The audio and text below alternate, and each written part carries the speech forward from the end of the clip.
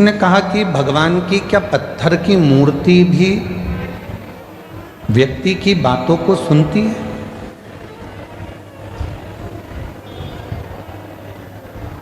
क्या पत्थर की मूर्ति हम जो कहेंगे वो सुनेगी? क्या वृक्ष हमारी बातों को सुनते हैं? क्या पशु पक्षी हमारी बातों को सुनते हैं? क्यों नहीं? एक घर की स्त्री, घर की नारी जब तुलसी जी में जल चढ़ाती है और प्रसन्न चित्त होकर जल चढ़ाती है तो तुलसी के पत्ते भी प्रसन्नता का भाव दर्शाते हैं। पीपल के वृक्ष में भी आप अगर प्रसन्न होकर जल चढ़ाते हो तो पीपल का वृक्ष भी प्रसन्नता देता है। बट वृक्ष में आप प्रसन्न होकर जल चढ़ाते हो तो बट वृक्ष भी प्रसन्नता का भाव देता है। बेलपत्री का छोटा सा पौधा है, उसमें आप प्रसन्न होकर जल चढ़ाइए तो वह बेलपत्र भी प्रसन्नता का भाव देता है।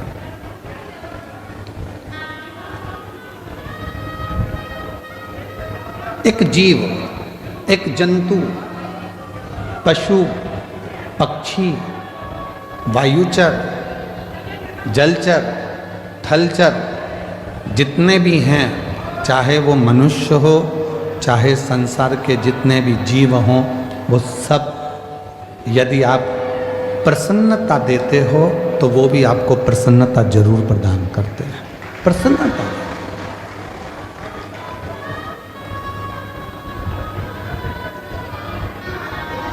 शिव महापुराण की कथा तो पहले भी एक बार कहा था, यदि किसी की तबीयत खराब है तो उससे दिन में कम से कम 2 बार मिलो। कितनी बार मिलो? जम के बोलो। घर में अगर किसी की तबीयत खराब है, परिवार में किसी की तबीयत खराब है, कुटुंब में किसी की तबीयत खराब है, कोई रिश्तेदार की तबीयत खराब है तो कम से कम दिन में 2 बार मिलो। क्यों मिलो? तुम्हारे जाकर खड़े होने से, मिलने से उसके परिवार में और उसको हिम्मत आ जाती है उस बीमारी से लड़ने की।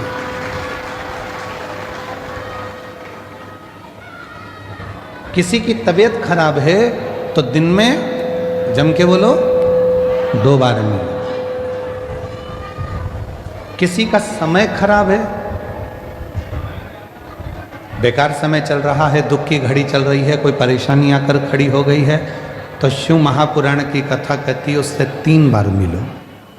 कितनी बार मिलना है? 3।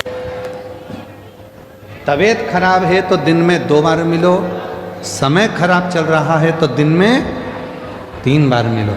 कोई बात नहीं भैया, सब हो जाएगा, सब अच्छा समय आएगा, टेंशन मत लो। खड़े हो जाओ, उसकी दुख की घड़ी, उसकी परेशानी की घड़ी, उसकी संकट की घड़ी। महाराज, किसी की तबीयत खराब है तो दिन में 2 बार मिलो, किसी का समय खराब है तो दिन में 3 बार मिलो, और किसी की नीयत खराब है तो उसे सपने में भी मत मिलो। मान लो उसकी नीयत खराब है तो स्वप्न में भी उसको मत देखना, स्वप्न में भी उससे बात मत करो, मिलो ही मत। स्वास्थ्य खराब है, थोड़ा देर जाके मिल लो।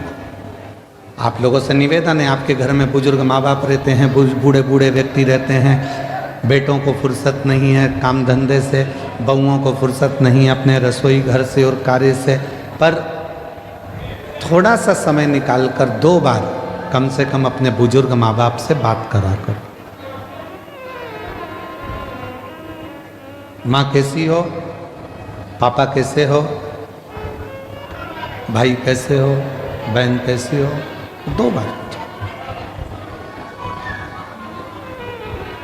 समय खराब चल रहा है, दुख की घड़ी है, परेशानी की घड़ी है, कष्ट की घड़ी है, कोई समस्या बहुत ज़्यादा पड़ी हुई है, कोई बहुत दुख की घड़ी में, समस्याओं की घड़ी में लोग घिरे पड़े हुए हैं, कोई समस्याओं की घड़ी में लोग घिरे हुए हैं, तो उस समय पर उस घड़ी में, उस पल में, उस समय में, उस समस्या की घड़ी में कम से कम उसको 3 बार जाकर मिलना चाहिए। 3 बार।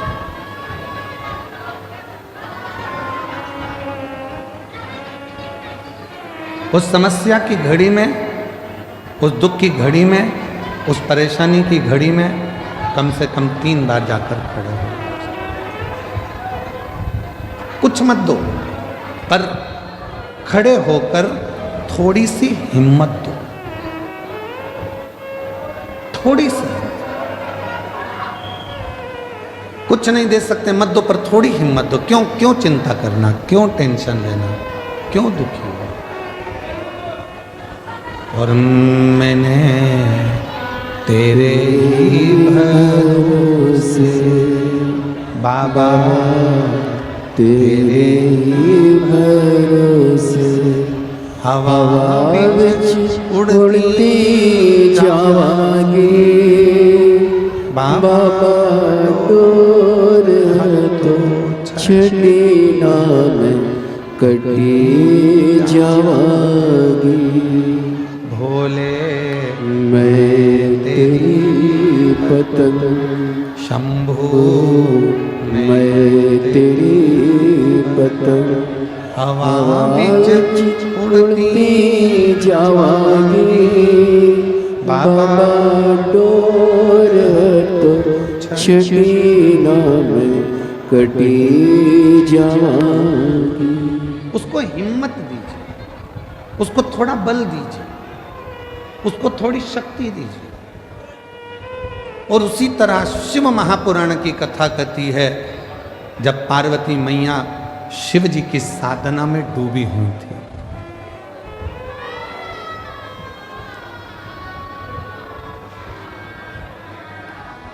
जब भगवान शंकर की साधना में पार्वती मैया डूबी हुई, तब करते करते करते करते बहुत वर्ष निकल गए, तो भी शिव प्रकट नहीं।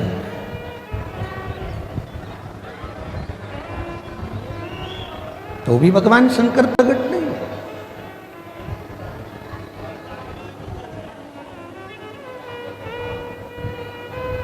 शिव प्रकट नहीं हुए।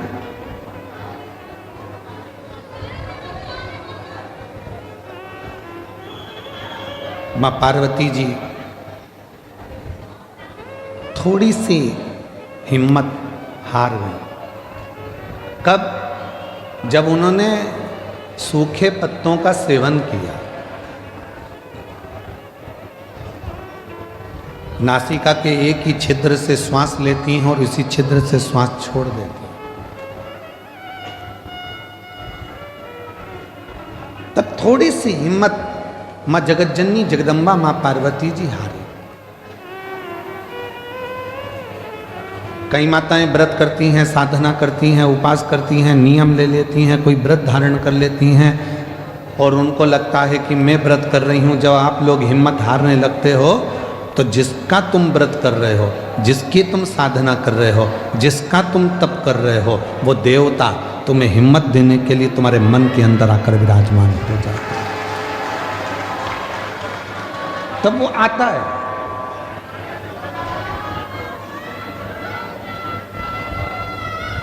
पार्वती मैया जब हिम्मत हारी, तो भगवान देवाधिदेव महादेव मां जगतजननी जगदम्बा पार्वती के सामने प्रकट।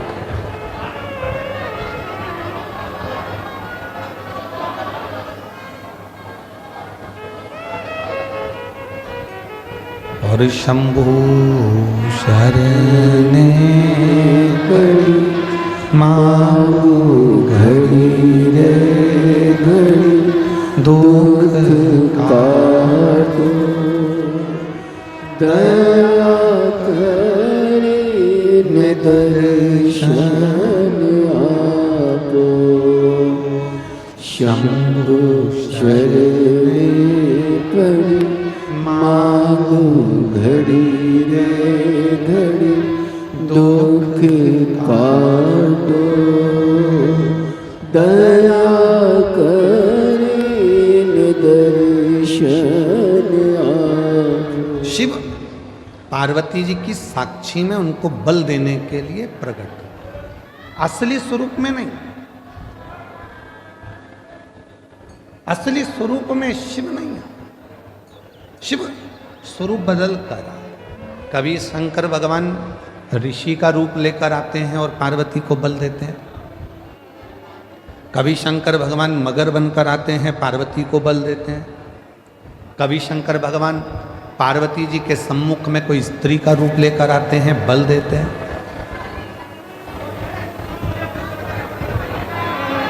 आप में से कई माताएं कहती हैं, कई जीजी कहती हैं, कई जीजा कहते हैं, कई बेटियां कहती हैं, कई बेटा कहते हैं, कई बुजुर्ग माँ बाप कहते हैं कि हम जब हिम्मत हारते हैं तो भगवान हमको हिम्मत देने क्यों नहीं आता।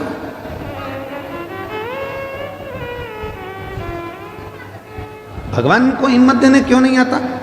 शिव महापुराण की कथा कहती है, जब आप हिम्मत हारते हो, परिवार के भले ना आए, पर तुमने जो एक लोटा जल चढ़ाया है वो शंकर तुम्हारे सामने खड़े होकर रूप बदलकर, किसी रिश्तेदार का स्वरूप धरकर, किसी परिचित का स्वरूप धरकर, कोई अपनों का रूप रखकर, कोई परिचित का रूप रखकर, कोई रिश्तेदार का रूप रखकर मेरा देव अधिदेव महादेव आकर हिम्मत जरूर देता है और तुमको जिंदगी जीने का एक तरीका सिखाता है।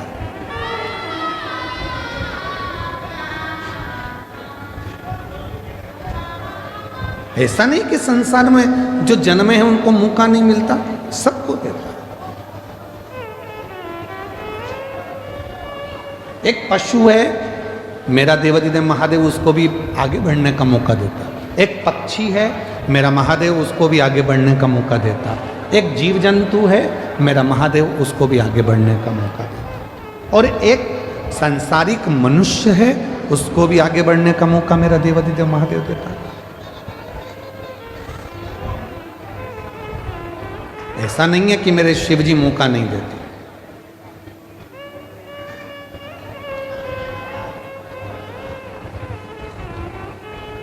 नदी में, पानी में, समुद्र में, तालाब में, कुएं में, बावड़ी में अगर कोई डूबता है, कोई डूब रहा है, तो पानी भी एक मौका देता है उसको उछाल देकर बाहर निकालने का कि अभी भी मौका है, तुम उससे बाहर निकल। पानी भी मौका देता है।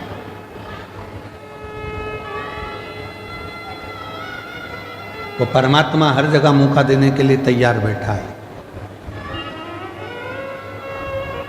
संसार के बेटा बेटी कहते हैं, नवयुवक बच्चे कहते हैं, हम पढ़ पढ़ के थक गए, एग्जाम दे दे कर थक गए, हम कंपटीशन एग्जाम में बैठ बैठ कर थक गए, पर हमारा सिलेक्शन ही नहीं हो रहा।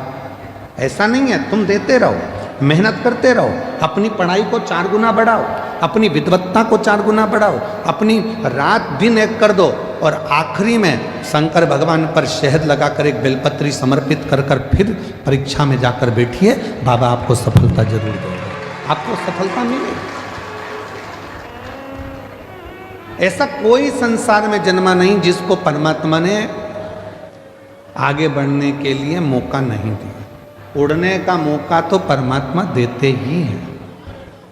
और अगर आप लोगों ने देखा हो, हम तो बड़ौदा में नहीं रहते, हम गुजरात में नहीं रहते, हम तो मध्य प्रदेश में रहते हैं, पर हमने वहाँ देखा है। आप लोगों ने यहाँ पर देखा है कि नहीं देखा मालूम नहीं। बारिश में एक होती है चींटी, एक होता है चीटा। बोलो बोलो, देखा है कि नहीं देखा? समय एक ऐसा आता है कि भगवान वो चींटी को भी पर दे देता है और चीटे को भी पर देता है कि उड़ ले, तू भी उन्नति की ओर बढ़ ले, तू भी आ। आप जरा विचार करिएगा कि वो परमात्मा जब चींटी को पर दे सकता है, वो परमात्मा जब चीटे को पर दे सकता है, पर उस चीटे और चींटी में भी कोई कोई चीटे ऐसे रहते हैं, पर मिलने के बाद भी वो उड़ते ही नहीं हैं, वो आगे बढ़ते ही नहीं हैं। संसार में ऐसे लोग भी हैं कि उनको मौका मिलता है तो भी उस मौके का वो फायदा ना उठाकर वहीं की वहीं पड़े रहते हैं और आगे बढ़ नहीं। उसने चींटी को भी पर दिया, उसने चींटे को भी पर दिया कि तू बढ़ ले, आगे बढ़ ले। ये 7 दिन की शिव महापुराण की कथा हो रही है। आज कथा का 6ठा दिन है। आज कथा की शिवरात्रि है। कल कथा सुबह 8 बजे से 11 बजे तक ये बड़ौदा नगर के इस ग्राउंड में हो जाएगी। टीवी पर वही 2 बजे से 5 बजे तक आ जाएगी। 7 दिन दिए परमात्मा ने, मौका दिया परमात्मा ने कि मैंने तुझे पर दिए हैं, अभी भी अगर तू विपदाओं में घिरा है, दुख में घिरा है, तकलीफों में घिरा है, कष्ट में घिरा है, परेशानियों में घिरा है, तो तेरे बड़ौदा नगर में भोलानाथ डमरू लेकर आया है और तू डमरू के नाद को, डमरू के शब्द को श्रवण, वो मौका दे रहा है। उसके बाद भी अगर हम श्रवण ही ना करें, धारण ही ना करें, तो वो जीवन बेकार है। इसको कहते हैं शिव महापुराण ज्ञान यज्ञ। कौन सा यज्ञ है ये? जम के बोलो जरा। शिव महापुराण ज्ञान यज्ञ। क्योंकि सारे यज्ञों में सबसे बड़ा यज्ञ होता है ज्ञान का यज्ञ।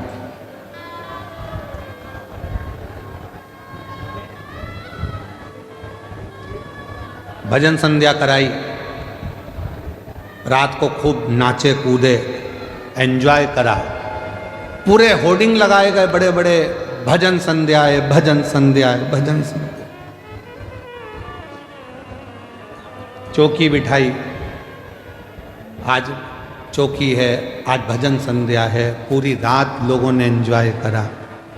ठीक है, भजनों में नाचे आप, ठीक है, पर ज्ञान क्या लिया? ज्ञान क्या प्राप्त किया?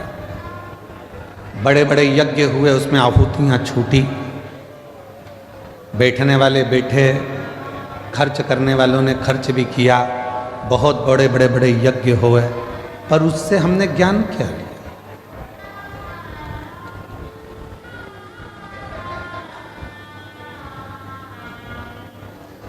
इसको शिव महापुराण ज्ञान यज्ञ कहते हैं। तो कहा गुरुजी अगर ये यज्ञ है तो यहां कुंडी कहां है?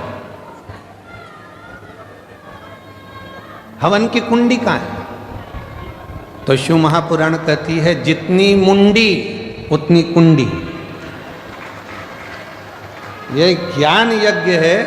इस ज्ञान यज्ञ में जितने जितने बैठे हुए हैं और जिन जिन के कानों में शिव महापुराण की कथा जा रही है, जितनी जितनी मुंडी है, जितने जितने शीश हैं, उतनी उतनी वो कुंडी है। ये ज्ञान उसकी बुद्धि में, उसके श्रवण शक्ति में जा रहा है, वो नेत्रों से दर्शन कर रहा है, हृदय में उतार रहा है, और एक ना एक दिन जो उसने ज्ञान लिया है उसकी जिंदगी में अगर उसने उतार लिया तो वो संकट से बचेगा और एक दिन मेरा भोले बाबा उसकी झोली खुशियों से भरेगा। ये वो यज्ञ है।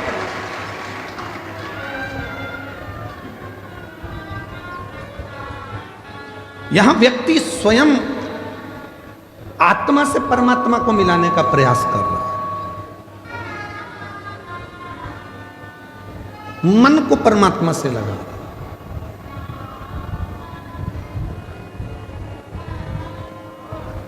कभी किसी महाराज जी ने अपने प्रवचन में नहीं कहा कि शरीर को परमात्मा से लगाओ।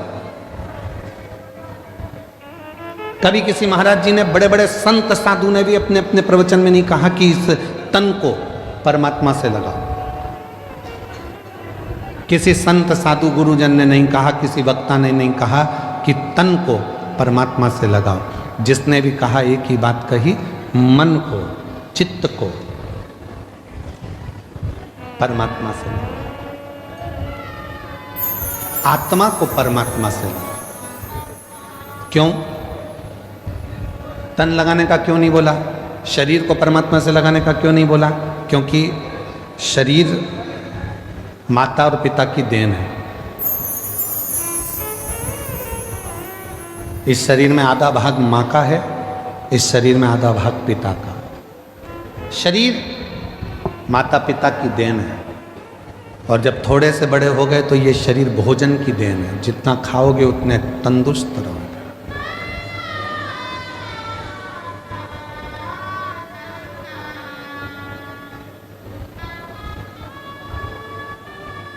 घर, जमीन, जायदाद, पैसा, धेला, शरीर, ये सब दूसरों की देन है, दूसरों।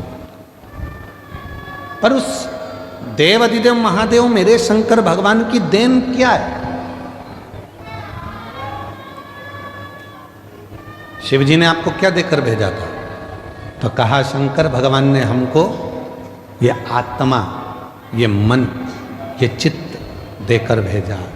इसीलिए बड़े बड़े वक्ता हों, चाहे छोटे छोटे कथा वक्ता हों, चाहे कोई संत हो, साधु हो, सन्यासी हो, तपस्वी हो, साधक हो, वो आपसे कहते हैं अपनी आत्मा को परमात्मा में लगाओ, मन को परमात्मा में लगाओ, तन को नहीं, शरीर को नहीं, मन लगाने की बात करते हैं।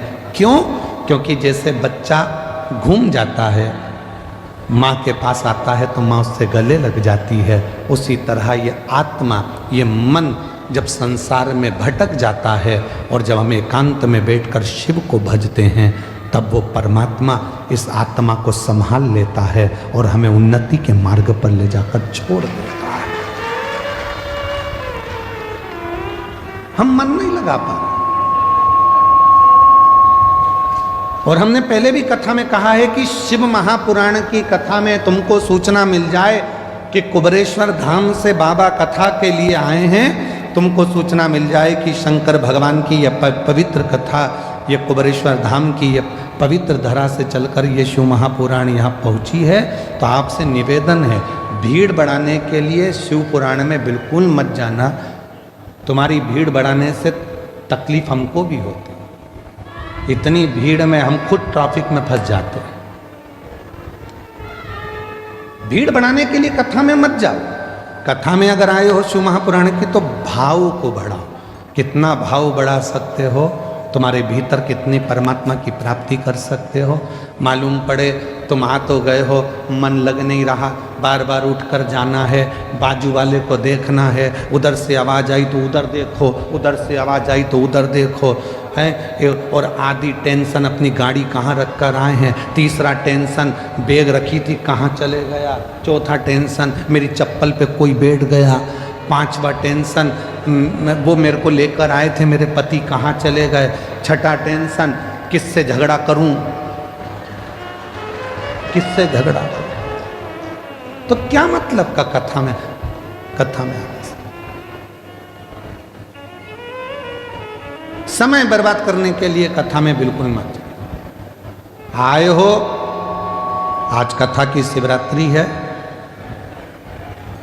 ये 2 दिन, एक छठा दिन, एक कथा का 7वां दिन, ये दोनों दिन इतने प्रबल होते हैं कि जो पंडाल में बैठकर बाबा से कहा जाता है, सुना जाता है, वो सब शिव 3 महीने के अंदर देते जरूर हैं।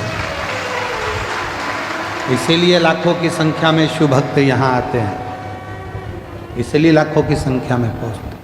और उसमें भी हम हमारी बुद्धि को, अपने चित्त को, इधर कोई पानी देने आया, कोई टॉफ़ी देने आया, कोई सामान देने आया, भैया देना जरा, भैया देना जरा, भैया देना जरा। मांगना था उस भोलेनाथ से और मांगने में रह गए दूसरे से। मालूम पड़ा करोड़ों का धन छोड़कर 2 रुपये लेकर साथ चले गए। तो क्या मतलब? छोड़ो।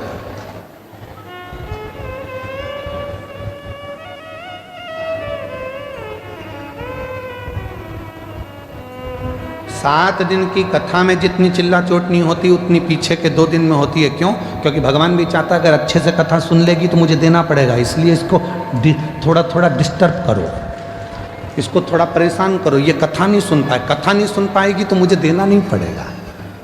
इसका मन नहीं लगेगा तो मुझे देना नहीं पड़ेगा, मन लग गया तो फिर तो मुझे देना पड़ेगा। इसलिए 2 दिन तुम्हें समझदारी रखना है। चिल्लाने वाले चिल्लाएंगे, तुम्हें समझदारी रखना है। कोई तुम्हारे पास से बार बार उठ के जाए तो सिर पे पल्लू लेके पाँव पड़ ले, तेरे हाथ जोड़ू, बैठ नीचे बैठ।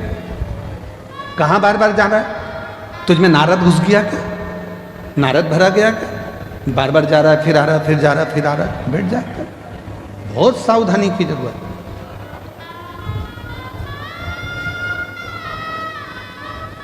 पता नहीं वो तो माघ के महीने में बड़ौदा वालों पर भगवान शंकर की क्या कृपा होना है, इसलिए यीशु महापुराण की कथा हो गई, वो पता नहीं, पर हो गई है, प्राप्त हो रही है, उसको ग्रहण कर लो। जितना ले सकते हो ले लो, जितना बटोर सकते हो बटोर लो। पूरे कथा के बीच में बाबा से अपने मन की बात का स्मरण करते रहो, बीच बीच में उसको याद करते हुए तुम्हारे चित्त को, आनंद को उस परमात्मा से जोड़ते रहो। लगना चाहिए कि तुम्हारी रोमावली, हाथ की पाँव की रोमावली तुम्हारी खड़ी हो रही है, वो परमात्मा तुमको मिल रहा, वो पर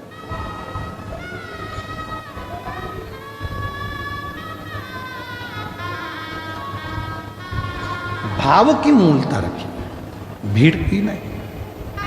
पार्वती मैया तप में लगी हैं, जहां पर वो थोड़ी सी भी डाउन होती हैं, थोड़ी सी उनको लगता है कि शिव नहीं मिलेंगे क्या, शंकर नहीं मिलेंगे क्या, तब भोले बाबा किसी ना किसी का रूप रख कर आकर उनको समझा जाते।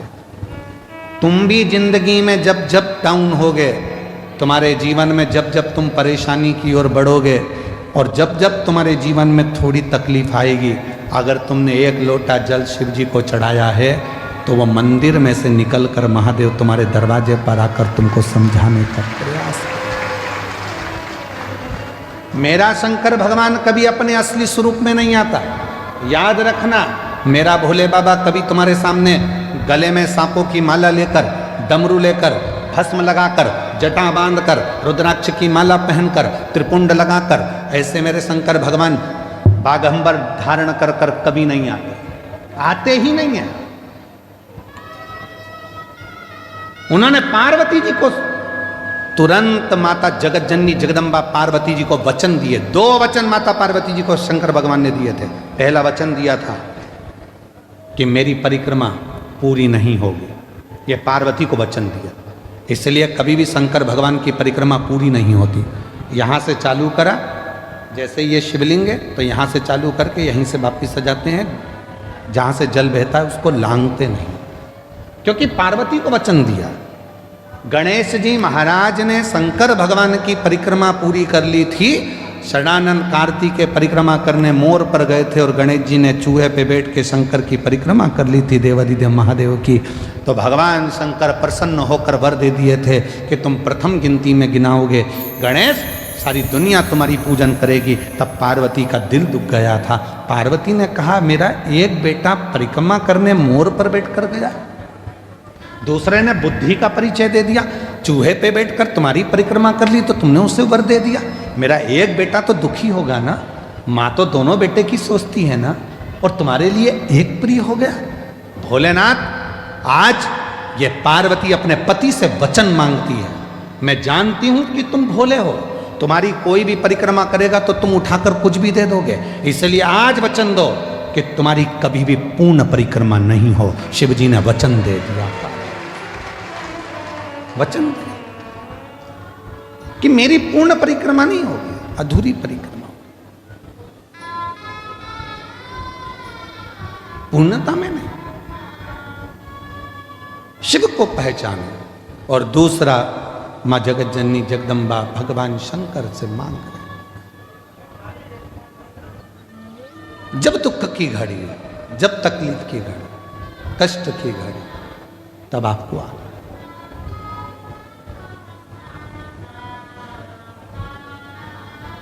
इस रूप में नहीं। क्यों? इस रूप में दिक्कत क्या है? गले में सांप पड़ा है, नीचे बाघंबर है, रुद्राक्ष की माला है, त्रिपुंड है, कंठ नीला है, भस्म चढ़ी है। इस रूप में क्यों नहीं? पार्वती जी ने कहा मैं तुम्हें बताऊंगी, समय आने दो। समय आया। भगवान राम जी का प्रागट्य हुआ। शंकर भगवान दर्शन करने के लिए गए तो कौशल्या मैया ने शंकर भगवान को राम जी का दर्शन नहीं किया। फिर द्वापर आया, भगवान कृष्ण का प्रागट्य हुआ। भगवान शंकर फिर दर्शन करने के लिए गए तो यशोदा मैया ने लाला का दर्शन नहीं किया। वो आप लोग एक लाइन गुनगुनाते, श्री कृष्ण के दर्शन करने चले सदा शिव गोकुल में, गली गली में शोर मचावे चले सदा शिव गोकुल में। यशोदा जी ने दर्शन कराया था भगवान को? नहीं। बाबा तुम्हारे गले में सर्प है, मेरा बच्चा डर जाएगा। बाबा तुम्हारा वेश बड़ा विचित्र है, इसको देखकर मेरा बच्चा डर जाएगा। ना राम जी का दर्शन कौशल्या जी कराती हैं, ना कृष्ण भगवान का दर्शन यशोदा जी कराती हैं। तो माता पार्वती जी ने वचन मांग लिया कि आज के बाद तुम्हारा भक्त अगर तुमको बुलाए तो इस रूप में मत जाना, कोई रूप बदल कर, उसी के परिवार का रूप रखकर, उसी के कुटुंब का रूप रखकर, उसी का अपना कोई रूप रखकर तुम चले जाना। क्यों? तुम्हारा ये स्वरूप अगर कोई देखेगा तो वो आपको कलिकाल में, कलयुग में, अगर बड़ौदा की गली में तुम जिस बंगले में रहते हो और बंगले के बाहर आकर शंकर भगवान बेल बजाएं और बेल बजा के और अच्छा बढ़िया जोरदार, माता दरवाजा खोल, इतने में तो माता कुत्ते को छू कर दे। बोलो बोलो, सही है कि गलत है? बड़ी बड़ी वीआईपी कॉलोनी में आप लोग रहते हो, बड़ी वीआईपी गाड़ी में आप लोग घूमते हो, जरा विचार करिए। चौराहे पर अगर कोई मांगने वाला आ जाए ना तो तुम्हारी गाड़ी का कांच तुरंत चढ़ा लेते हो ऊपर, वो थपथपा रही है। अब जरा विचार करिए कितनी विचारणीय बातें हैं। तुमने गाड़ी का कांच चढ़ा लिया।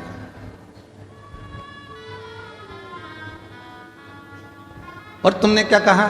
मैं जब जब यहां से निकलती हूं ना, ये रोज भिखारियों ने ऐसे ही मांगने आते हैं। तुम तो इंसान थे जो तुमने गाड़ी का कांच चढ़ा लिया और रोज रोज मंदिर में जाकर भगवान भगवान, एक आध दिन भगवान कांच चढ़ा लिया तो तुम इंसान थे। उसने चढ़ाया तो फिर अभी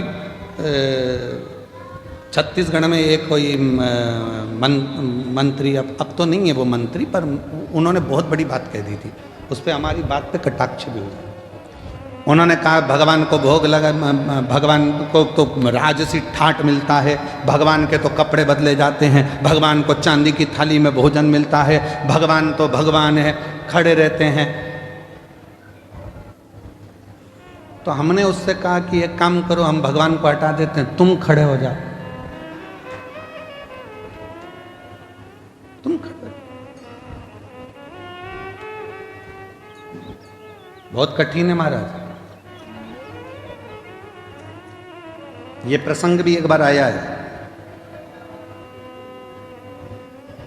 एक भक्त ने भगवान से कह दिया था, तुम कितने आराम से रहते हो, पंखा चलता रहता है, बढ़िया बढ़िया कपड़े पहन के आशीर्वाद देते रहते हो और मुस्कुराते रहते हो, सोने के जेवर, सोने के आभूषण, चांदी के बर्तन में भोजन, लोग तुम्हारी आरती उतारते हैं।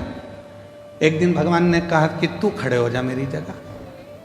हाँ, अगर मुझ में सुख दिख रहा है तो तू खड़े हो जा, तो कौन सी बड़ी बात है, हटो। भगवान हट गए। मैं जैसा खड़ा हूं वैसे की वैसे खड़े हो ना, थोड़ा सा मुस्कुरा और थोड़ा मुस्कुरा, हल्की सी स्माइल और दे, बस ठीक है। बिल्कुल एक जैसे पांव रख, सामने देखते रहे, बस इसी खड़े रहे।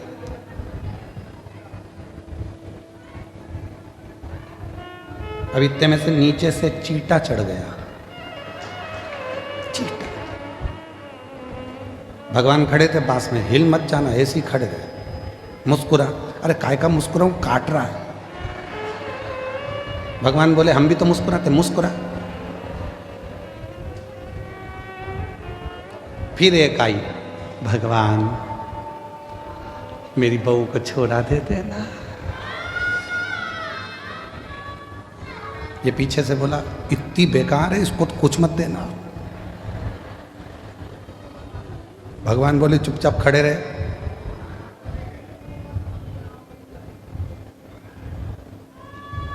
सुबेरे की आरती हुई, पंडित जी ताला लगा के चले गए।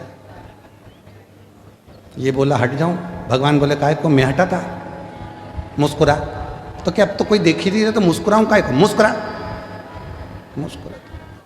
शाम को पंडित जी आए, उन्होंने फिर आरती मारती करी, चांदी की थाली में भोजन ला के दिखाया।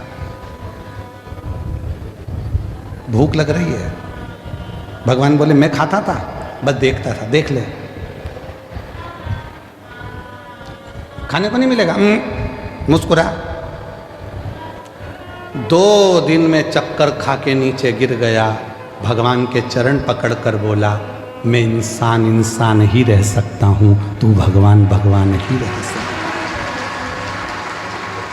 मेरे बस की बात नहीं है दुनिया के दुखड़े सुनना, ये मेरे बस की बात नहीं है।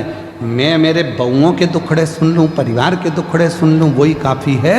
तेरे पास तो दुनिया के इतने लोग आते हैं, दुखड़ा रोते हैं, और तू कितनी कृपा करता है तो भी मुस्कुराता रहता है। भगवान कहते हैं मैंने दुनिया में सबको मुस्कुराहट दी है, केवल प्रसन्न रहकर दुख कटता रहता है, दुख कटता। और शिवजी ने पार्वती जी को भी यह प्रसंग सुनाया। एक बार तुमरुका जी आए और तुमरुका जी ने आकर कहा कि ब्रह्मा जी को सृष्टि की रचना का भार आपने दिया। शंकर जी बोले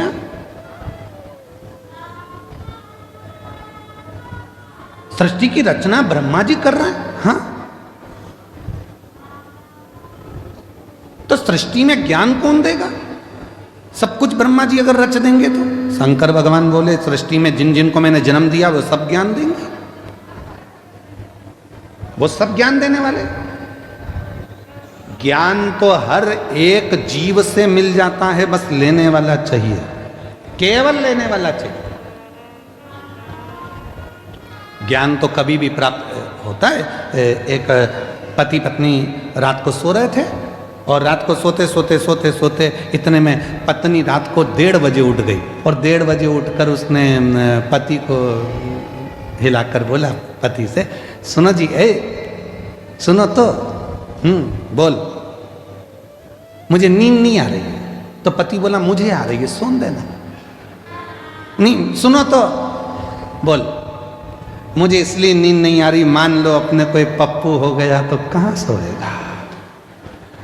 पति बोला कैसी मूर्खों जैसी बात करती है। पति थोड़ा सा नींद में था, इधर खसक गया, बोला इधर सो जाएगा, सो जा। पत्नी सो गई। 2:30 बजे फिर उठ गई, पति को बोला उठो। पति बोला अब क्या हुआ? मान लो अपने को एक पप्पी हो गई छोटी सी, तो वो कहाँ सोएगी? पति और खसका, इधर सो जाएगी, मेरे को सो जान दे, सुबह ड्यूटी पे जाना है, तू सो जान दे। पति और खसक। 3:30 बजे फिर जग गई, उठो। पति ने पूछा अब क्या हुआ? अपने को एक और पप्पू हो गया तो वो कहाँ सोएगा? पति बेचारा और खसका। अब पलंग तो पलंग है, कोई शासन की रोड थोड़ी ना कि खसकते जा। खसकते से पलंग से धड़ से नीचे गिर गया। नींद में तो था ही, कमर का कुस्का चले गया, कमर टेढ़ी हो गई। पति बोला अब तो सो जा। पत्नी सो गई, पर पति को नींद नहीं आई, उठ गया। एक बैग तैयार करा। पत्नी सवेरे से उठते से बोलती है गुड मॉर्निंग। ये तो बताओ, रात को इतनी अच्छी बात कर रहे थे, अभी सुबह सुबह कहाँ जाने की तैयारी कर रहे हो? पति ने कहा रात को मात्र पुत्र की कामना करी और कमर की हड्डी टूट गई। अगर वो पुत्र पैदा हो गया तो ना जाने कौन कौन सी हड्डी तोड़ेगा। इससे अच्छा है मैं तो जाऊं और गिरनार के पर्वत पर बैठकर भगवान शिव की आराधना करूं, दत्त की आराधना करूं। ज्ञान कभी भी पैदा हो सकता है, ज्ञान कहीं पर भी प्रकट हो सकता है, बस उसको लेने वाला चाहिए। और भगवान शिव कह रहे हैं तुमरुका जी से, प्रकृति में ऐसा कोई नहीं है जो हमको ज्ञान नहीं देता।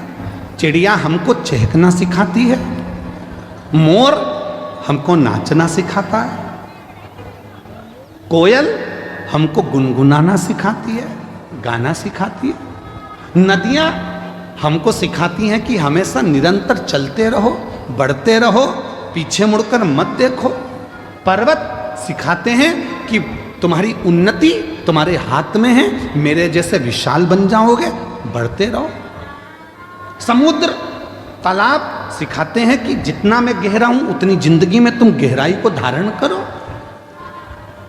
पृथ्वी सिखाती है कि धैर्य रखो। संसार में जितने जीव जंतु हैं, संसार में जितने भी जीव हैं, वो सब हमको सिखाते हैं। जो निर्जीव हैं वो भी सिखाते हैं, वो हमको सिखा रहे हैं, पर हम सीखने को तैयार नहीं है।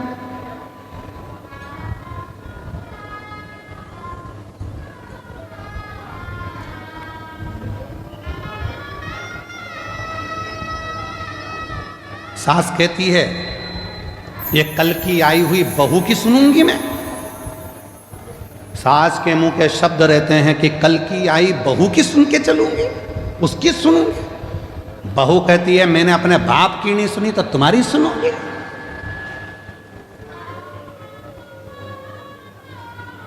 बेटा कहता है मैं तुम्हारी नहीं सुनूंगा ऑफिस में।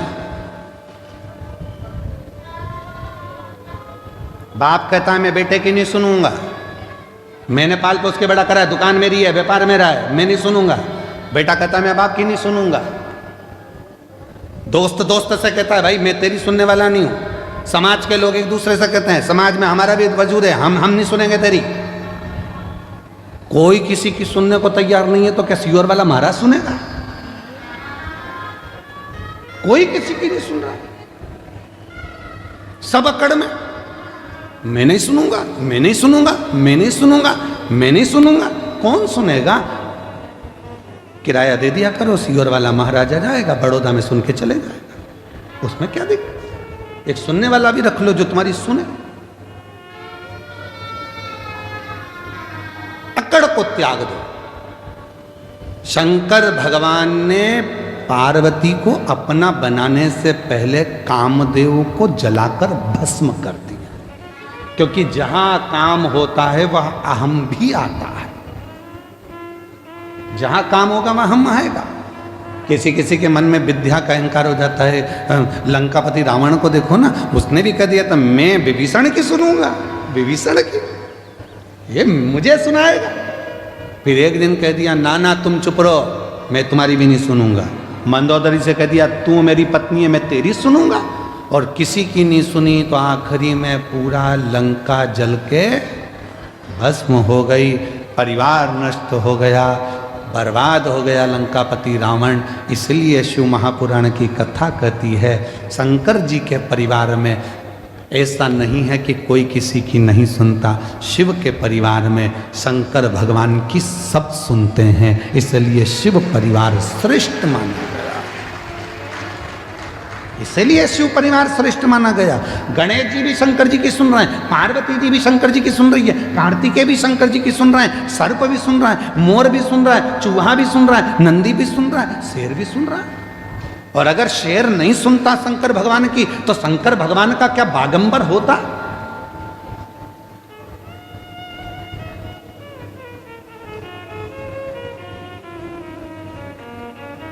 शिव जी क्या बागंबर पहनते? ये तन पर भगवान शंकर के जो बागंबर आया, जिस बागंबर पर शिव जी बैठते हैं, शेर की खाल पर बैठते हैं, शेर की खाल बागंबर भगवान तन पर धारण करते। किसने किसने किसने दिया उनको? एक दिन पार्वती जी बोल दी भगवान शंकर से चौसर खेलना है। शिव जी ने कहा खेलो, आओ चौसर खेलो। अब पत्नी है, धर्म पत्नी है, बैठ के बातचीत चले, दोनों के विचारों का आदान प्रदान हो।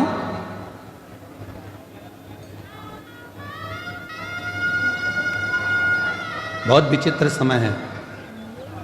और हमको बड़ौदा में बहुत अच्छी चीज लगी है, जो हमको देखने को मिला उसमें हमको बड़ी प्रसन्नता लगी। बड़ौदा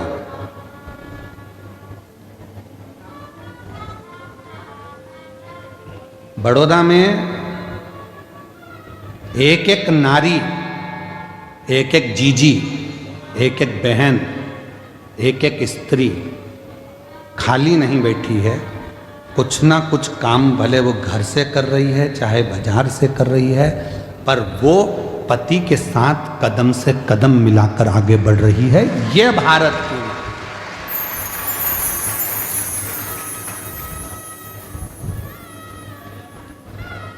और पति कह दे कि मैं बड़ा, तुमसे बड़ी है वो। क्यों? रोटी बनाती है और रोटी कमाने जाती है। बनाती भी है और कमाने जाती भी है। बहुत अच्छा लगा। कई माताएं घर में ही फाफड़ा बना रही है, पैकेट पैक करके बेच रही हैं। कोई कुछ बना रहा है, कुछ बनाकर बेच रहा है। अभी एक भैया जी आए थे, उनकी धर्म पत्नी वो गाय के गोबर के श्रृंगार कुछ गाय आदि बनाती हैं, गणेश जी बनाती हैं, वो बेच। सबका अपना अपना कर्म, प्रसन्नता है। और कहीं कहीं की ऐसी भी हैं जो बेवकूफ बनाती हैं, ऐसा भी है। काम कुछ नहीं है और पूछो तो जैसे ही काम कुछ नहीं और मायके से फोन आ जाए, बेटा क्या कर रही थी?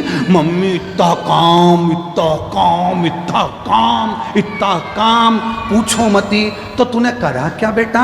आज बर्तन वाली नहीं आई क्या? मम्मी आई थी, मांझ के चली गई। तो भोजन बनाने वाली नहीं आई क्या? मम्मी आई थी, बना के चली गई। फिर पोछे वाली नहीं आई क्या? नहीं मम्मी आई थी, पोछा लगा कर चली गई। फिर काम क्या था बेटा? बच्चे स्कूल गए क्या? हाँ। उनका टिफिन किसने बनाया? मम्मी, वो हमारी सासू जी ने बना कर दे दिया था। फिर बेटा काम क्या था जो तू थक गई? मम्मी आज इंस्टाग्राम पर रील अच्छी नहीं आई, आज इंस्टाग्राम पर रील अच्छी देख देख के मैं मोबाइल को थक गई, पर एक भी नहीं आई। थक गई, बस इतना सा काम किया बेटा। तो भी माँ कह रही है इतना क्यों लोड लेती है?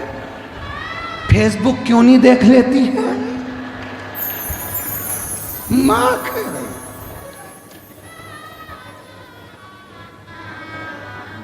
हे भगवान, देख तेरे संसार की हालत क्या हो गई भगवान।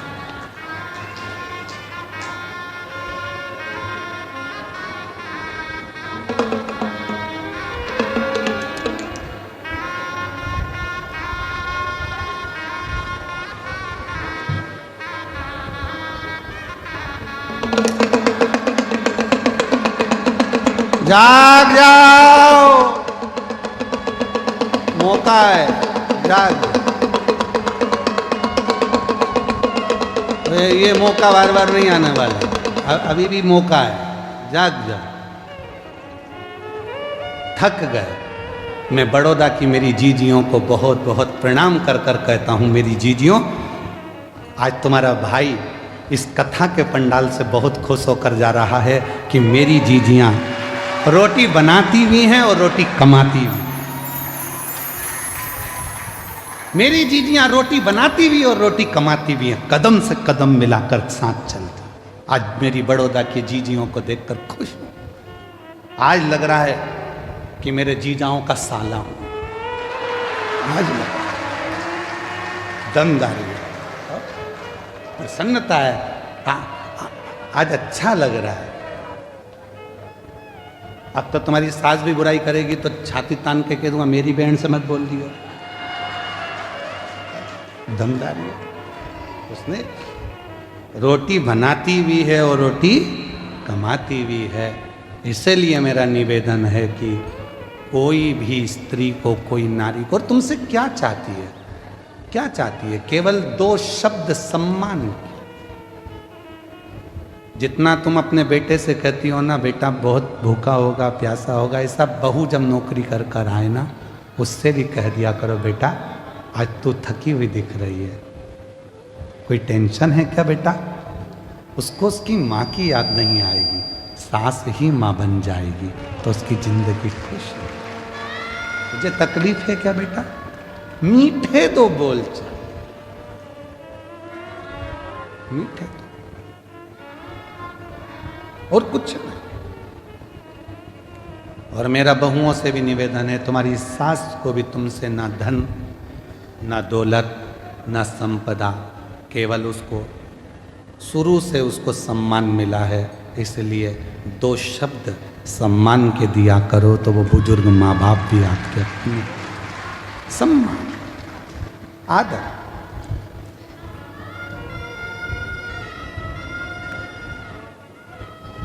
पार्वती मैया जीव जंतु पशु पक्षी ये सब हमको सीख देते, सब सीख।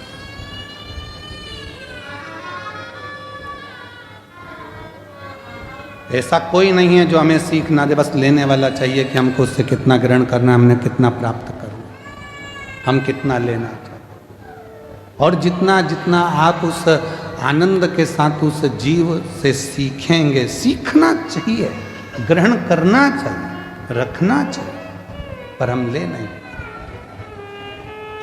और जो जैसी भावना लाया वो वैसा ही फल पाया, नहीं खाली उसे लौटाया, वो मन ही मन छाया, और कर दिया माला माल काशी वाले ने लुटा दिया भंडार काशी वाले ने, लुटा दिया भंडार काशी वाले ने, कर दिया माला माल काशी वाले ने। अपने आप को हमें सुधारना। शिवजी आप इस स्वरूप को धर कर मत जाना, दर्शन नहीं मिलते। यशोदा जी ने आपको दर्शन नहीं दिया कृष्ण का, इसलिए शंकर भगवान अपने असली स्वरूप में नहीं आते, स्वरूप बदल गए। और इसीलिए शायद आप लोगों श्रवण करे होंगे कि जब दर्शन नहीं मिला था तो अगली बार भगवान शंकर आए तो रूप बदल गया, रूप। भगवान शंकर की पवित्र कथा कर रहे हैं। पार्वती जी ने शिव जी से वचन मांग लिया। एक वचन है शिव जी की पूर्ण परिक्रमा में,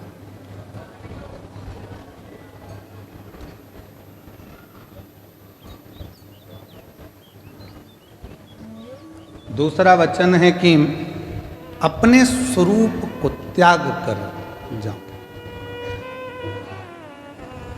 और जो जीव है, जंतु हैं, पशु हैं, पक्षी हैं, वो सब शिव के हैं। पार्वती जी ने कहा मेरे साथ में बैठकर चौसर खेलो, भगवान शिव चौसर खेलो। चौसर में पार्वती जी ने सारे वस्त्र शंकर भगवान के जो बागंबर था वो ले लिए। शिव जी के जो भी वस्त्र थे वो वस्त्र सब धारण कर। शिव जी नग्न वेशधारी थे। कर्पूर गौरम करुणावतारम संसार सारम भुजगेन्द्रम सदा हृदयारविंदे भवं भवामि सहितं नमामि। शिव नग्न वेशधारी होगा, नग्न वेश। एक वन में से निकल रहे थे, ऋषियों की धर्म पत्नियां शंकर भगवान के बैठे हुए स्वरूप का दर्शन कर रहे थे। इतने सुंदर देवादिदेव महादेव, इतने सुंदर कि ऋषियों की धर्म पत्नियां उनको देखकर स्तुब्ध हो गईं, रुक गईं। हिली तक नहीं।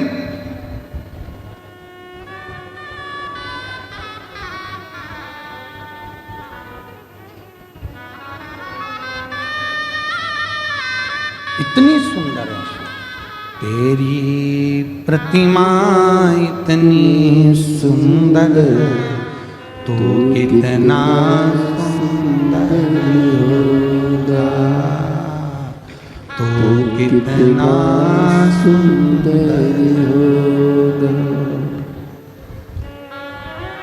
नाम है तेरा तारनहारा, कब तेरा दर्शन होगा।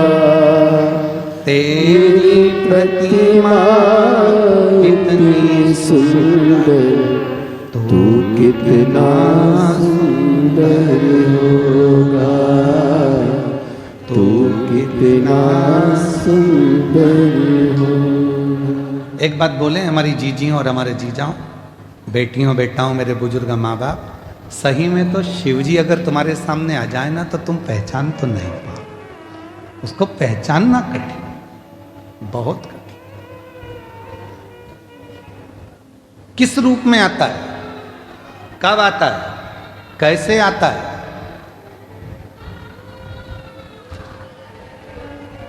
किस रूप में आएगा, कब आएगा, कैसे आएगा, कोई नहीं पहचान। एक पत्र आया है, बहुत अच्छा है, देखिए।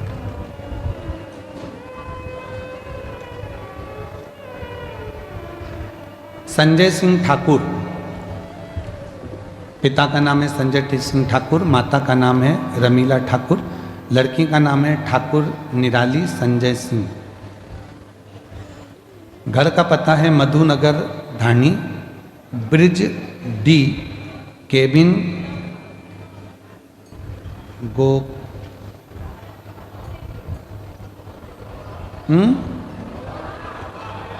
बड़ौदा ही है।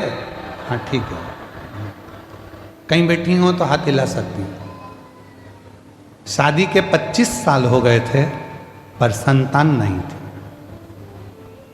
जब 25 साल शादी के हो गए और संतान नहीं हुई,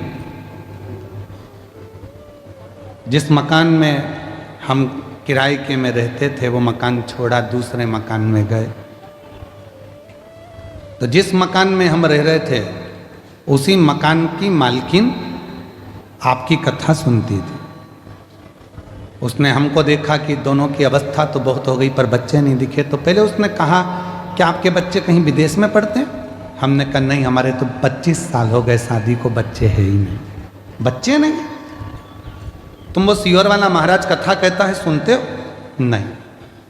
एक काम करो, पावागढ़ के कंजरी में वो सियोर वाला महाराज आया है हाल में कथा करने के लिए, तुम वहाँ चले जाओ। गुरुजी, पहली बार किसी ने हमको आपसे मिलाने के लिए बोला। मैंने अपने पति से कहा कि चलो वो कथा सुनने चलते हैं। पति ने कहा इससे तो ढेर महाराज आते हैं, क्यों वो मकान मालिक के कहने में पड़ी है, रहने दे। फिर भी ना जाने क्या हुआ और मेरे पति ने हाँ भरी और हम दोनों पावागढ़ की कंजरी में कथा सुनने के लिए पहुंच गए। पंडाल में बैठकर कथा सुनी, वहाँ की मिट्टी को गर्व से लगाया और सीहोर पहुंचकर रुद्राक्ष ले लिया। वहीं से हम सीहोर चले गए, रुद्राक्ष लिया, कंकर शंकर पूजन करी और वहाँ से आ गए। मेरा पति बोला कि 25 साल से कितने डॉक्टरों को दिखा लिया और तू भी वो सीहोर वाले बाबा के चक्कर में पड़ी है, चल।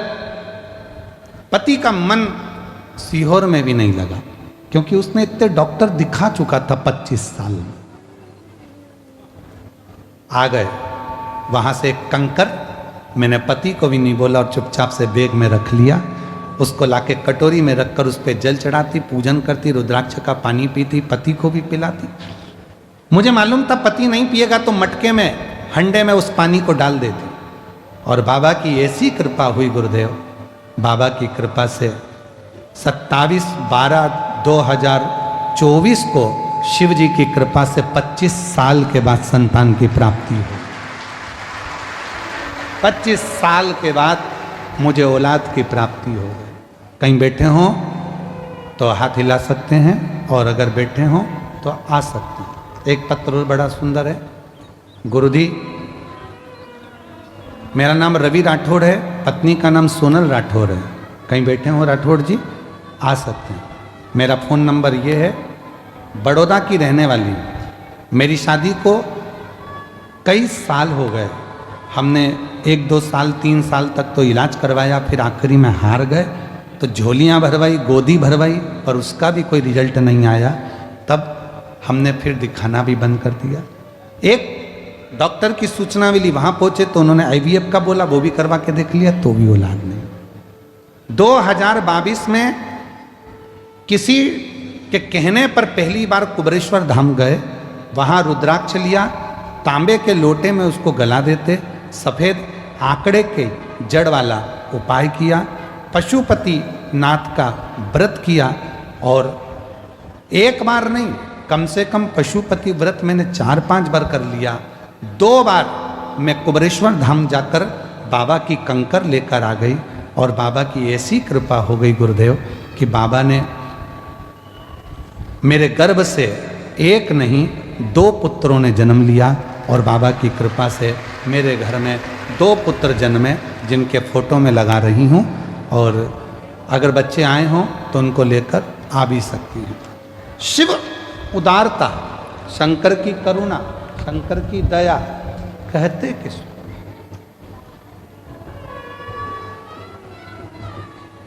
मेरी जीजियां जितनी बैठी हैं, ईमानदारी से बोलना, 25 साल बाद शादी के क्या औलाद हो सकती है? क्या संतान प्राप्त हो सकती है? पर जब वो कृपा करता है तो फिर किसी की नहीं चलती, उस महादेव की और उस महाकाल की ही चलती, उसी की चलती।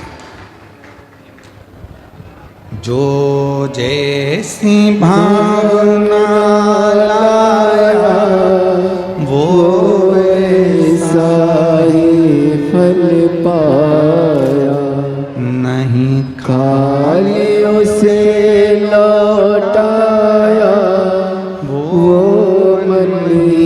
मन हर्षाया, और कर करिया माला माल काशी वाले ने लुटा दिया भंडार काशी वाले ने। जब वो कृपा करता है तो उसके आगे फिर किसी की नहीं चलती, किसी की।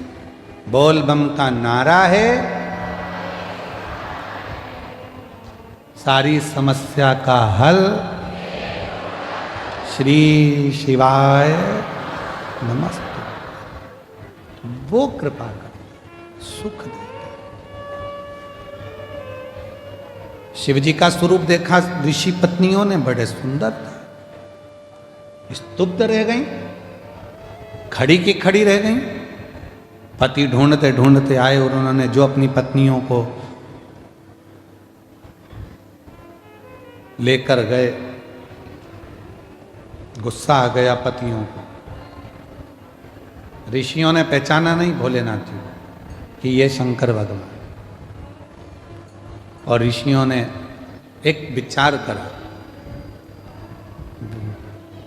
ना जाने कौन पुरुष आया है और हमारी घर की स्त्रियां उसको देखकर उसकी ओर आसक्त हो गई।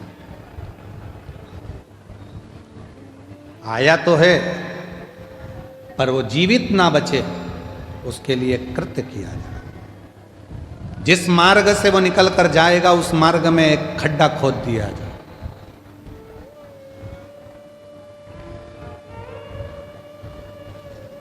और उसी खड्डे में सिंह भी गिरेगा, और जो वो नग्न वेश में बैठा है वो भी गिरेगा उसी खड्डे।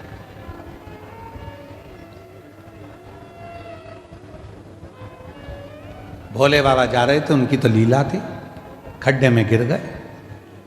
एक सिंह को अग्नि की मशाल के द्वारा ऋषियों लेकर आए और उस खड्डे में गिरा दिया। बाघ सिंह भी उस खड्डे में है और मेरा शिव भी उस खड्डे में है।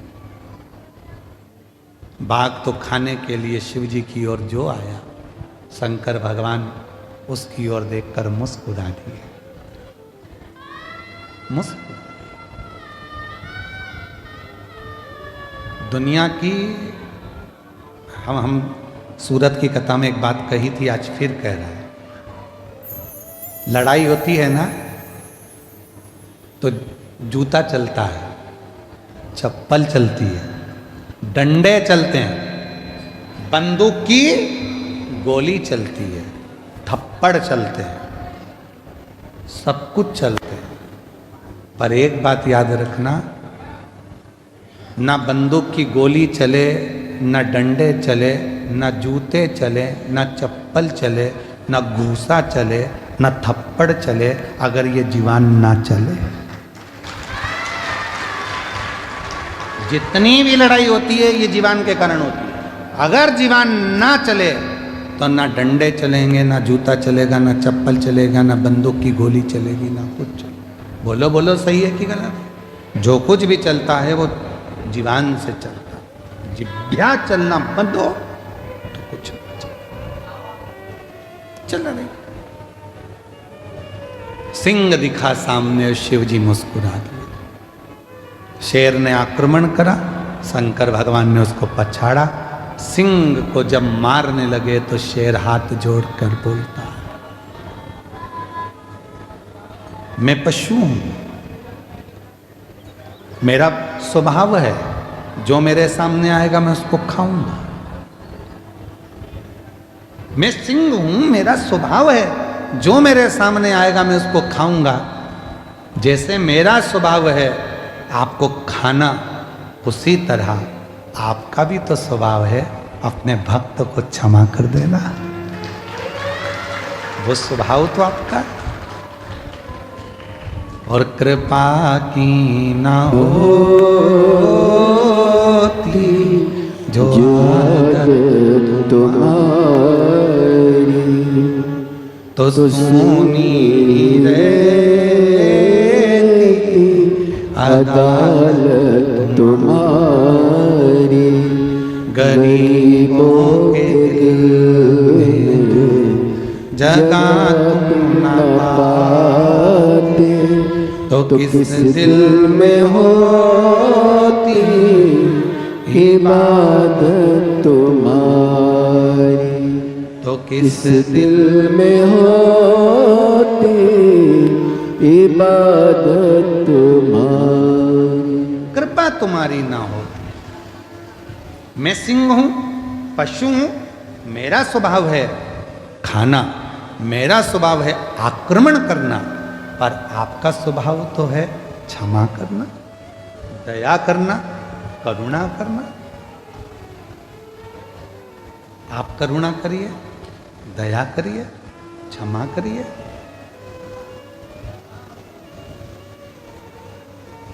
शिव जी मुस्कुरा दिए।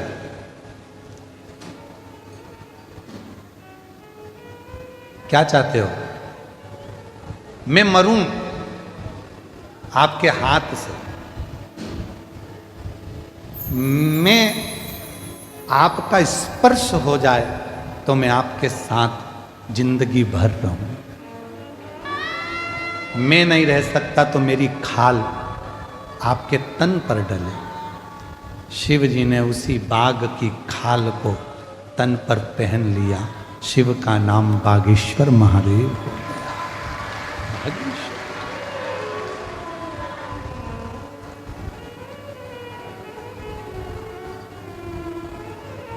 बाघ की खाल को जो धारण कर लेता है, स्वरूप उसका। दुनिया को लगता है कि शिव जी से मांगेंगे शंकर भगवान सुनेंगे, ना सुनेंगे, देंगे ना देंगे। पर शिव पुराण की कथा कहती है, एक बच्चे ने पत्र लिखा है। अच्छा देखिए,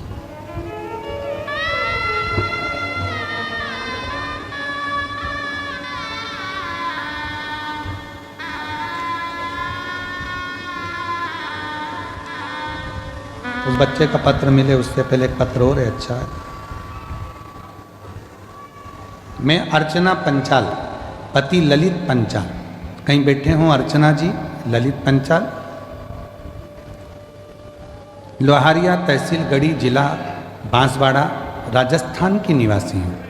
कहीं बैठी हों तो बेलपत्र लेने के लिए आ सकते। एक लोटे जल और भोले बाबा पर विश्वास का फल बताना चाहते हैं। गुरुजी, मेरे सीने में 5 साल तक दर्द रहा। मैंने बहुत हॉस्पिटल दिखाया, परंतु जांचें कराई, पर बीमारी का पता नहीं चला। और डॉक्टर जो दवाई देते खाती तो तकलीफ बढ़ती थी। फिर 2025 में मैंने सीने की CT स्कैन कराई, तब पता चला कि फेफड़ों में अंदर की तरफ 2 गठानें 5-5 mm की है। तब मैं बहुत घबरा गई। गुरुजी, मेरे छोटे छोटे बच्चों का क्या होगा अगर मुझे कुछ हो गया, यही सोचकर मैं रोती थी। एक दिन मेरी माँ ने मुझे बोला, सीहोर वाला बाबा को कथा सुन। मैं रोज़ टीवी पर कथा सुनती। मैंने और मेरी माँ ने पशुपति व्रत किया। मेरे पति रोज़ मंदिर जाते और मंदिर की सफाई करते। रुद्राक्ष का जल शिवजी पर चढ़ाकर वहीं नंदी के पास बैठकर जल तथा बेलपत्र खाती। और कुछ महीनों के बाद मैंने डॉक्टर को फिर बताया। डॉक्टर ने कहा, जब आपकी गठानें नहीं, अब आपकी गठानें नहीं हैं, मुझे अब दर्द भी नहीं होता और मेरे फेफड़ों में जो 2 गठान थी वो पूरी की पूरी गल गई। मैं बाबा को यहाँ प्रणाम करने के लिए आई हूँ। एक पत्र और है बड़ा सुंदर।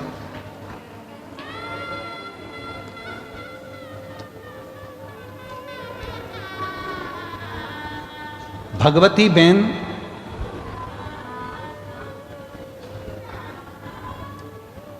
बेन पढ़ो जरा।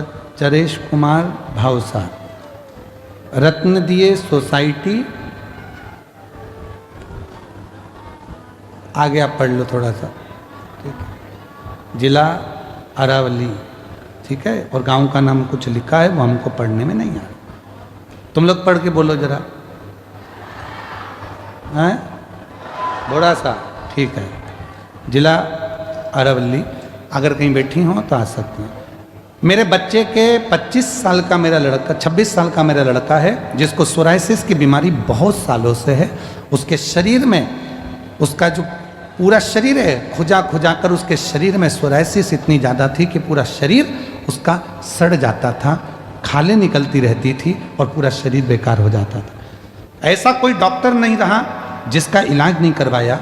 डॉक्टर ने कहा, ये सोराइसिस की बीमारी मरते दम तक रहती है, छूटेगी नहीं।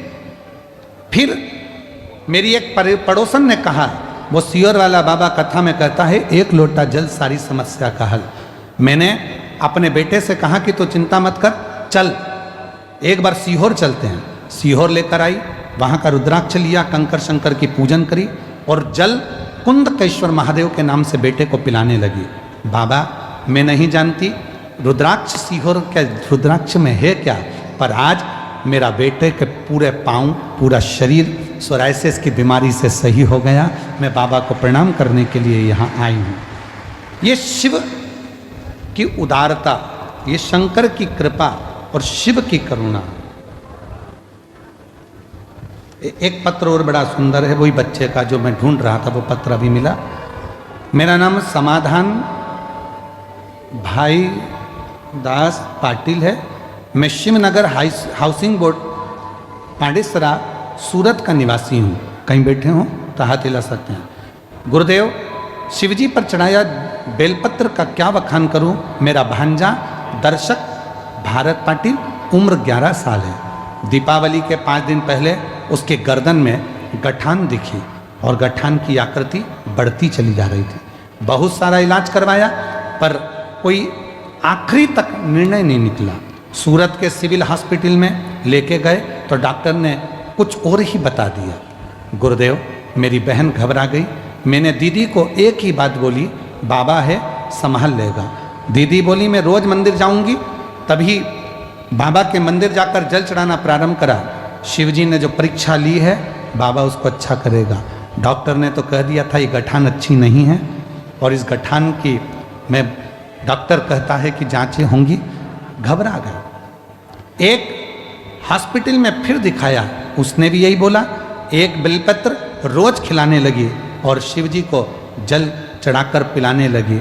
दूसरी बार फिर हॉस्पिटल लेकर गए और गठान दिखना बंद हो चुकी थी। डॉक्टर ने कह दिया अब इसके गले में गठान नहीं है, ऑपरेशन की भी जरूरत नहीं है और इसकी बीमारी ठीक हो गई है। मैं बाबा को यहाँ नमन करने के लिए आए।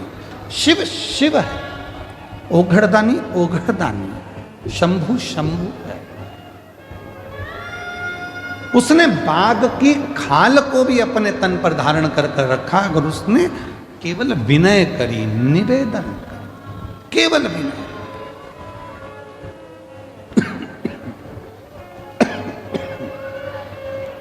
और एकानंद चतुरान पंचानंद भोले पंचानन राजे, हंसासन गरुड़ासन, हंसासन गरुड़ासन, वृषवाहन साजे।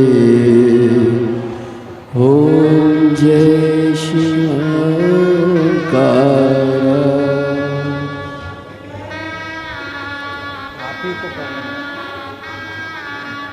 इसी बेटी के फेफड़ों में गठाने हो गई थी। डॉक्टर ने बहुत कुछ बता दिया था। शिव पर भरोसा करा और बाबा की कृपा से पूरी गठाने अंदर ही गल गईं और बेटी ठीक है। एक बार जोरदार ताली बजाएं।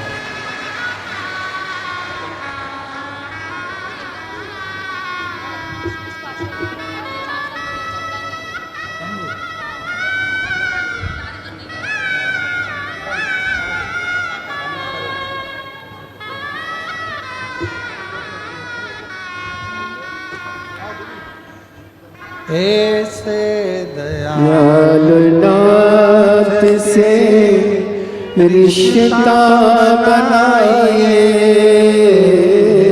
ऐसे दयालुनाथ से रिश्ता बनाइए। मिलता रहेगा आपको जो कुछ भी चाहिए, मिलता रहेगा आपको जो कुछ भी चाहिए। ऐसा करिश्मा होगा जो हुआ कभी नहीं, ऐसा करिश्मा होगा जो हुआ कभी नहीं। तेरी दया बनी रहे जब तक है जिंदगी, तेरी दया बनी रहे जब तक है जिंदगी।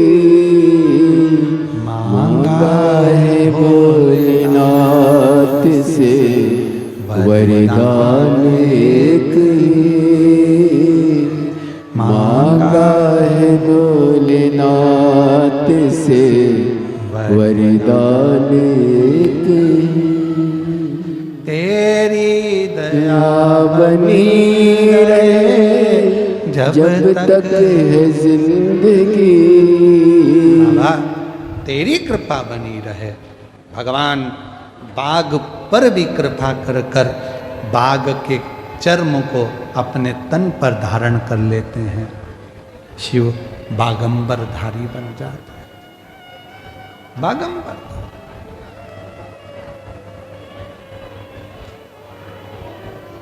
कई माताएं कहती है गुरुजी बेलपत्र नहीं हो तो नहीं है तो कोई बात नहीं। कई माता कहती हैं अगर बेलपत्र मिली ही नहीं चढ़ाने के लिए तो मत होने दो।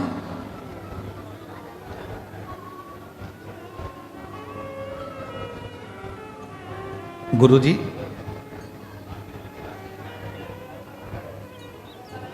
जल भी नहीं हो तो मत होने दो, भस्म भी नहीं हो तो मत होने दो, चंदन भी ना हो तो मत होने दो, मत होने। दिल तो है, वो दिल शिव को देना प्रारंभ कर दो, बस संभाल लेगा। पर गलती तो एक सबसे बड़ी है ना, तो तुम दिल तो ना जाने कितनों को दिन भर व्हाट्सएप पे दे देते हो, दिन भर इंस्टाग्राम पर दे देते हो। एक बना बनाया ऐसे 4-5 आते हैं, इसमें एक मुस्कुराता हुआ फोटो, एक आंसू बहाता हुआ, एक रोता हुआ, एक हड्डी जैसा, और उसी में एक बना हुआ था लाल कलर का दिल। आजकल दिल नहीं हुआ, वो तो खिलौना हो गया। बस कोई ने भी कोई बात भेजी और तुमने उसमें दिल का टप जमा कर भेज दिया, उसको लगा मुझको दिल भेज रहा है, दिल।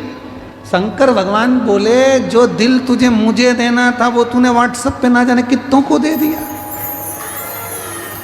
इंस्टाग्राम पर ना जाने कितनों को दे दिया, फेसबुक पर ना जाने कितनों को दे दिया।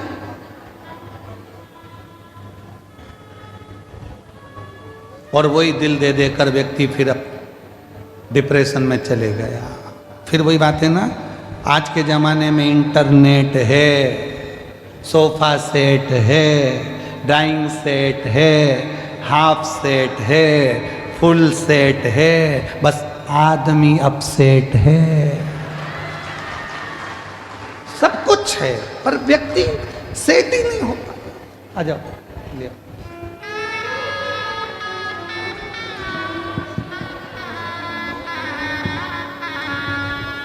जो दिल से मांगोगे वो दिल से दे देगा, शंभो। जो दिल से मांगोगे वो दिल से दे देगा, मेरा भोला भंडारी। कई वर्षों के बाद बाबा कुंवर भंडारी के यहाँ जाई, 2 बार बाबा की कथा पंडाल में बैठी, पशुपति व्रत करे, सफ़ेद आंकड़े की जड़ का प्रयोग करा और बाबा की कृपा से ये 2 डमरू आए हैं। तो शंभू शंभू मेरा भोला भंडारी है, खाली झोली भर देगा।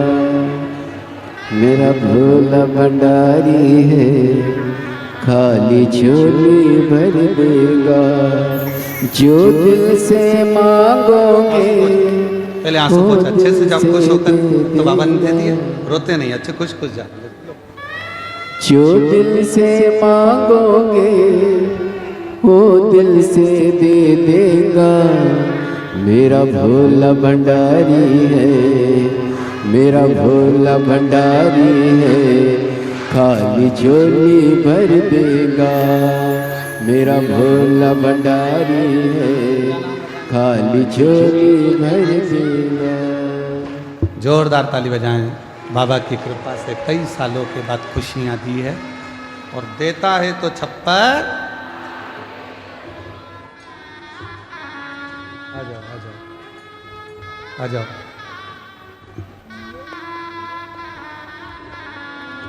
जो दिल से मांगोगे। शादी के 25 साल बाद हुआ है। एक बार जोरदार ताली बजाएं। शंभो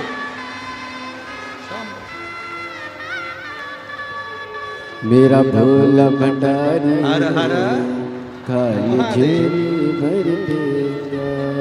मेरा भोला भंडारी है, खाली झोली भर देगा।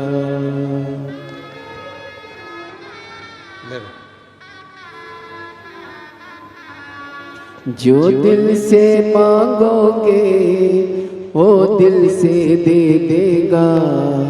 जो दिल से मांगोगे वो दिल से दे देगा। जोरदार ताली बजाओ। 25 साल के बाद शादी के 25 साल के बाद बाबा ने दिया।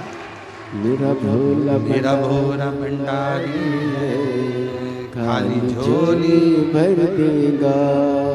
मेरा भोला भंडारी बस है। उसको दिल से पुकार लो और दिल से हृदय से जब हम बोलते हैं। एक विदल और एक उत्पल, 2 असुर ऐसे थे जिनका संहार माँ जगतजननी जगदम्बा जी ने कुंदुक का प्रहार कर कर किया और वो कुंदुक शिव जी के चरणों में जाकर गिरा तो शंकर जी का नाम कुंदकेश्वर।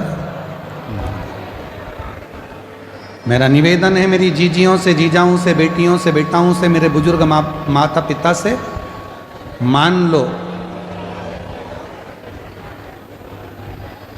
आप कोई दवाई लेते हैं, डॉक्टर साहब के पास जाते हैं, और हम फिर निवेदन करेंगे यदि शरीर में रोग है, कष्ट है, बीमारी है, तो अपने नज़दीक के हॉस्पिटल में डॉक्टर के पास, फैमिली डॉक्टर के पास जरूर जाओ। क्यों? क्योंकि डॉक्टर शिव का एक रूप है। शिव महापुराण में डॉक्टर को शंकर माना गया, क्योंकि शिव के पास भी विश्वास लेकर जाते हैं और डॉक्टर के पास भी विश्वास लेकर जाते हैं। शरीर में रोग आया है, बीमारी आई है, डॉक्टर के पास जाओ, वो जांच का बोले जांच कराओ, दवाई का बोले दवाई खाओ।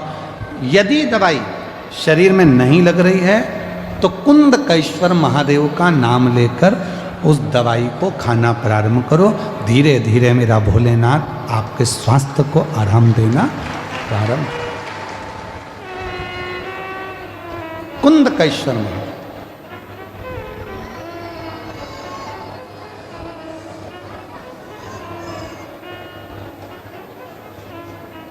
हम तो यहाँ तक कहेंगे अगर कोई अड़चन आ जाती है, कोई परेशानी आ जाती है, कोई अड़चन पड़ जाती है, परेशानी पड़ जाती है और उसमें कोई हल नहीं निकल रहा है, उस अड़चन में कोई हल नहीं निकल रहा है, परेशानी का कोई हल नहीं निकल रहा है, तो भी एक दुर्वा कुंदकेश्वर महादेव जी के नाम से शिव को चढ़ाकर फिर जाओ, उसमें हल मिलना प्रारंभ। कुंदकेश्वर महादेव हमारे मंजिल तक हमको पहुंचाते हैं। आगे वर्णन आया भगवान श्री गणेश जी महाराज के मंगल विवाह का, रिद्धि सिद्धि के साथ में भगवान श्री गणेश जी महाराज का विवाह हो रहा है। जोरदार ताली बजाकर उनका स्वागत करिए। रिद्धि सिद्धि भगवान श्री गणेश जी महाराज के गले में जयमाला पिना रही हैं और गणेश जी महाराज रिद्धि सिद्धि के गले में माला पिना रहे हैं। रिद्धि सिद्धि ने वही माला निकालकर वापस श्री गणेश जी महाराज को पहनाई है। एक बार जोरदार ताली बजाकर स्वागत। ठीक है, ठीक है बेटा।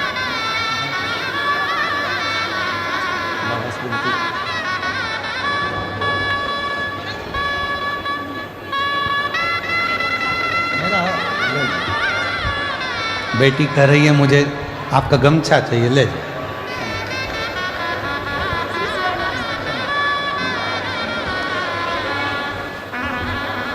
शिव से प्रार्थना करें। भगवान शंकर ओघड़दानी है, भगवान श्री गणेश जी महाराज का मंगल विवाह